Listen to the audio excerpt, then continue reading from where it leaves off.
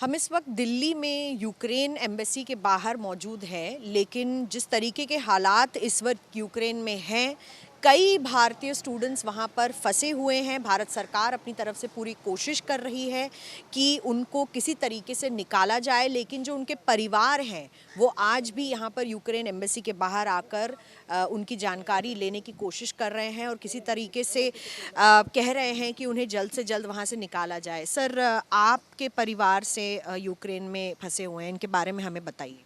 देखिए, मेरा जो कज़न ब्रदर है वो वहाँ फंसा हुआ है, एमबीबीएस कर रहा है, सेकेंड ईयर में है और अभी में है। कल वहाँ से उन्होंने थ्रू कैब मूव किया था। अभी रिसेंटली मैंने बात की है तो वो पोलैंड बॉर्डर पे है। वहाँ अभी हैवी रश है और पोलैंड में कोई घुसने नहीं दे रहा है।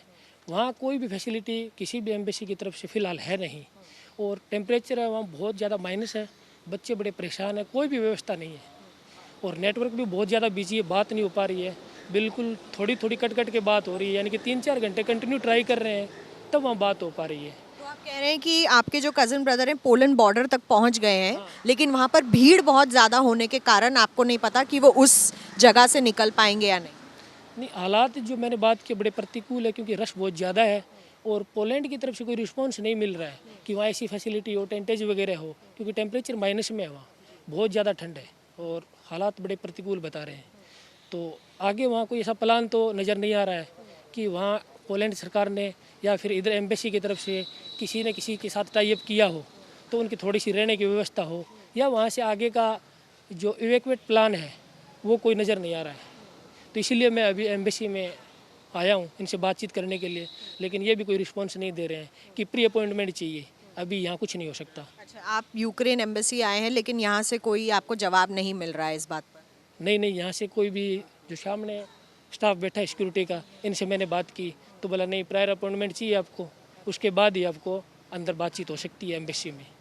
कितने और लोग हैं जो आपके कज़न ब्रदर के साथ वहाँ पर पोलैंड बॉर्डर पर इस वक्त फंसे हुए हैं? क्या इसकी जानकारी है आपको? हाँ, अकेले हैं, उनके साथ लोग हैं? नहीं, वो टोटल 2 कैब लेके निकले हैं और टोटल 6 स्टूडेंट है। 5 मेल कैंडिडेट है, 1 फीमेल कैंडिडेट है जो हरियाणा से है, गुड़गांव से है और फरीदाबाद से है। तो कंपनी है, लेकिन कैब थोड़ी आगे पीछे थी उनकी। स्टार्टिंग में 1-1.5 किलोमीटर का वेरिएशन था क्योंकि ट्रैफिक बहुत ज़्यादा है, जाम लगा हुआ है और अभी वो लगभग बॉर्डर पे पहुंच गए हैं, लेकिन आगे नहीं बढ़ने दे रहे हैं क्योंकि आगे तो पोलैंड बॉर्डर आ गया और रश बहुत ज़्यादा है, तो कोई रिस्पॉन्स नहीं मिल पा रहा है। हालात बड़े ही प्रतिकूल है। तो जाहिर सी बात है, भारत में जो परिवार हैं वो ढूंढ रहे हैं ज़रिया किस तरीके से जो उनके वहाँ पर लोग फंसे हुए हैं उनको वहाँ से बाहर निकाला जाए। इसके लिए MEA यानी कि मिनिस्ट्री ऑफ एक्सटर्नल अफेयर्स और यहाँ पर जो स्थित एम्बेसीज़ हैं, चाहे वो पोलैंड की हो या यूक्रेन की हो, उनको एक साथ समन्वय बिठाकर बातचीत करनी होगी, क्योंकि पोलैंड में ऐसे कहा जा रहा है बॉर्डर पर बहुत रश है क्योंकि वहाँ से काफ़ी लोग निकलने की कोशिश कर रहे हैं। भारत सरकार भी अपनी तरफ से 4 ऐसी फ़्लाइटें अलग अलग जगहों पर भेज रही है। वहाँ से किस तरीके का बसों में डालकर भेजें या बच्चों को फ़्लाइट तक या फिर किस तरीके से बॉर्डर क्रॉस करके फ़िलहाल भेजा जाएगा, ये अपने आप में एक सवाल है। लेकिन भारतीय नागरिक यहाँ पर पूछ रहे हैं क्योंकि इनके जो बच्चे हैं, इनके परिवार वाले वहाँ MBBS पढ़ने के लिए गए थे और स्थिति इतनी भयावह है इस वक्त यूक्रेन में कि अब उनको लौटने के लिए भी बहुत ही दिक्कतों का सामना करना पड़ रहा है। और यूक्रेन एम्बेसी में बाहर हम देख रहे हैं कि किस तरीके से लगातार अग्रेशन के बाद लोग यहाँ पर बाहर आकर सहानुभूति अपनी यहाँ पर दिखा रहे हैं।